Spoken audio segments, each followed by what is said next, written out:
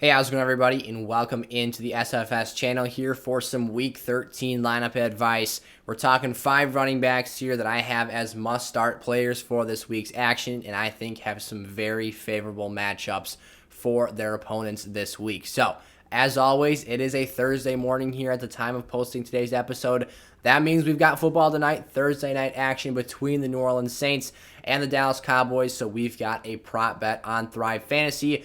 Here you guys can see it when you guys go check out thrivefantasy.com and sign up for a new account using promo code Sizzle and deposit between $10 and $100. They will give you a 100% instant deposit match bonus. So if you put $100 in your account, they're going to hook you up with $100 for free for using promo code Sizzle. And on top of that, you're going to get a free month of SFS Gold, where I will set your lineups for you down the stretch of this fantasy playoff season, the rest of this year, or for that month period, whenever it is that they let me know that you went ahead and signed up. So today's prop, I'm not feeling too awesome about one side of the line. You do have to pick one player from each team in the contest, or at a minimum one player from each side. So I've got CeeDee Lamb over 64.5 receiving yards. If there's one weakness of the Saints defense, it is that secondary and on the back end. And since they're gonna, in my eyes, bottleneck that Dallas Cowboys rushing offense, I think they're gonna have to throw the ball, and CeeDee Lamb obviously is the first guy in line for those targets. The side of things I'm not feeling too great with is the Saints players' lines, because with Alvin Kamara's health up in the air, there's still not an official line set for him. So we ended up going with Taysom Hill, under 208.5 yards passing.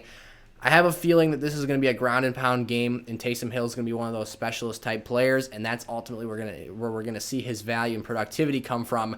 So I'm not going to bet too heavily on the receiving side of things, or the passing game rather, for Taysom in his first game back in a while since he's been injured. So being a little bit cautious with his numbers there. But with that being said, that was a long intro. Thank you guys for sticking with me.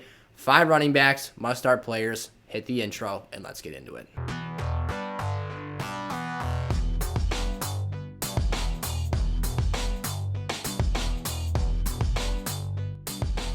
Alrighty, here we go. So Alexander Mattison is our first must-start running back for this week. Obviously, the Dalvin Cook news and that injury is the main factor playing into this situation here, as he dislocated his shoulder last week against the San Francisco 49ers, was carted off the field, and we've now learned he has a torn labrum. So they're going to shut him down for a bit. It sounds like they're going to hopefully rest him up for a potential Vikings playoff push. But for the time being, that leaves us with Alexander Mattison as the lead back for this offense.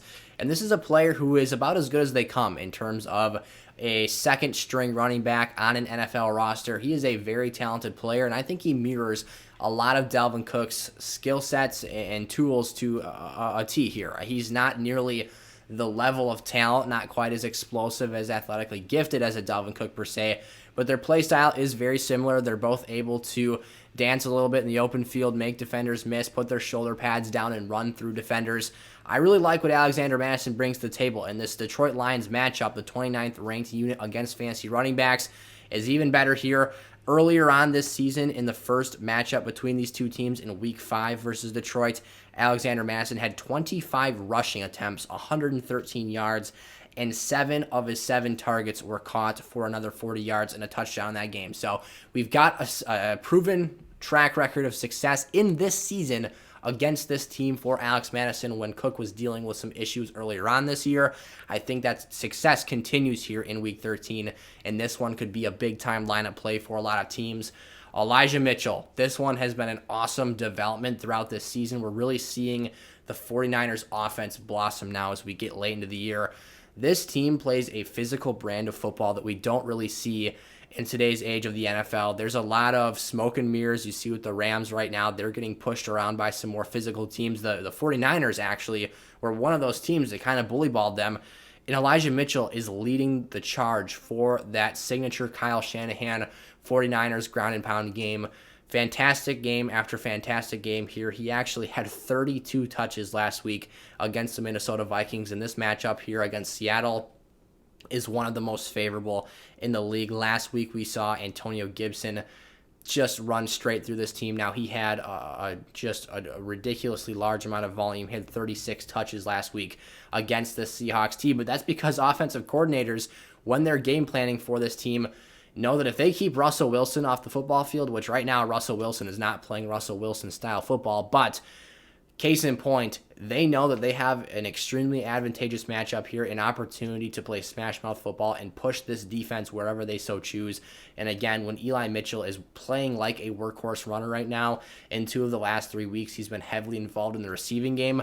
This is all stuff that is culminating to very great fantasy running back success, and he's starting to creep closer and closer into high-end RB2 range in 12-team leagues, and he could potentially have more and more top 12 finishes as weeks go on here down the stretch. Antonio Gibson, speak of the devil, we just talked about him with that Elijah Mitchell segment there, but taking on Las Vegas here, another favorable matchup, the 28th ranked unit against fantasy running backs, so in that bottom quarter of the league in terms of how they stack up against opposing running attacks.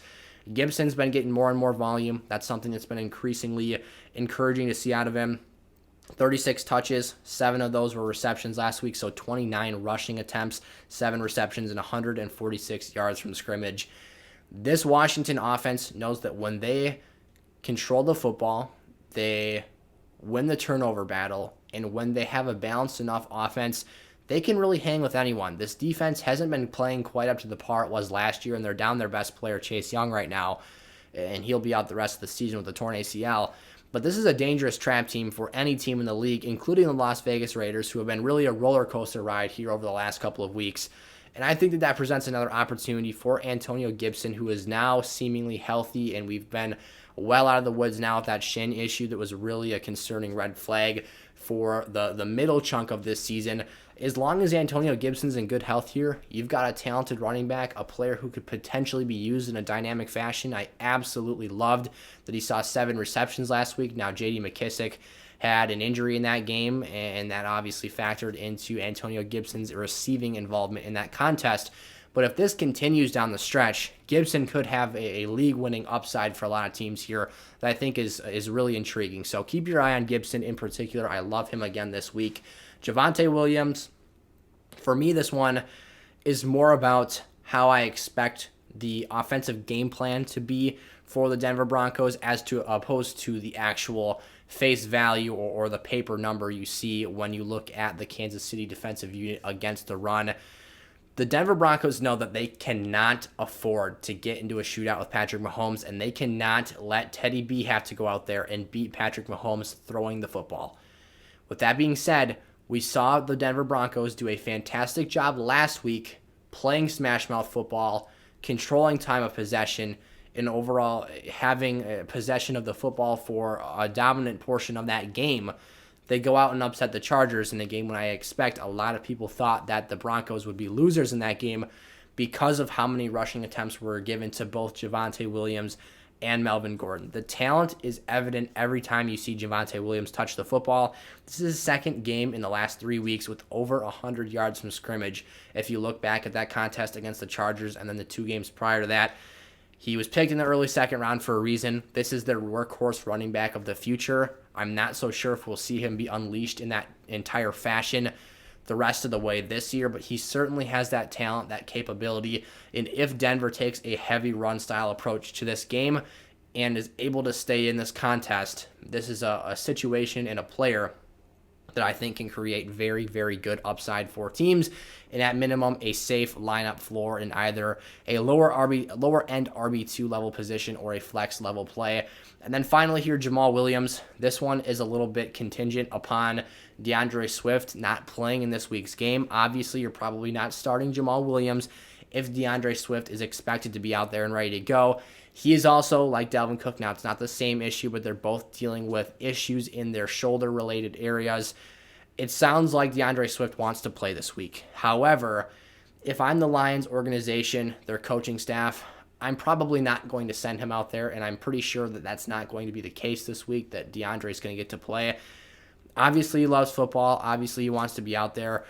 However, when you're the Detroit Lions organization and you have such a limited number of players who are currently on your roster that you would consider to be core franchise building pieces to move forward with in 2022 and beyond, I don't think you want to risk that player's health for a meaningless game. Now, it is a division game, but in early December, you're well out of the playoff hunt. At this point, you'd be better off just taking the L and getting a higher draft pick.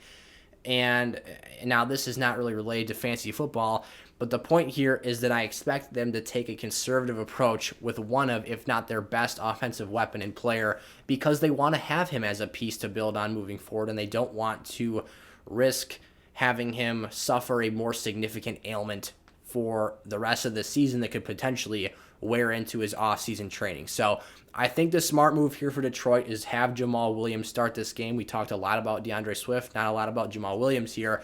But this matchup against Minnesota, the 24th ranked unit against the run, so right at the tip of that bottom 25% of the NFL in terms of teams that stack up against fantasy running backs. You're getting a decent situation. The running back role in this Detroit offense is so valuable because of the involvement they are forced to have as a rusher and receiver because of some deficiencies at other key offensive skill positions. Jamaal Williams is a skilled 3-down back. He's not an elite level talent or player that's going to blow the top off of your fantasy lineups, but I think the floor here is very safe. You've got plenty of opportunities where he's probably the number 1 or 2 option in the red zone anytime the Lions might get down there, although that might only happen a couple of times. And then the screen game, and then basically every situation, 1st and 10, 2nd and 5, 3rd and short, whatever the case might be, he would be the clear-cut number 1 running back, number 1 talent in the lineup to take possession and take responsibility for those snaps. Alrighty, those were my 5 must-start running backs here for Week 13 action. If you have questions about your individual lineups and teams, drop those down in the comment section below, and I'll be happy to get back to as many of you guys as possible. And thank you all so much for watching. Go check out our must-start wide receivers segment for Week 13 as well after you're finished watching today's episode or this episode. So thank you guys so much. Go check out Thrive Fantasy. Promo code SIZZLE. That'll get you that 100% deposit match bonus up to $100 and a free month of SFS Gold for more access to me and all things SFS. And I'll see you guys there. Peace out.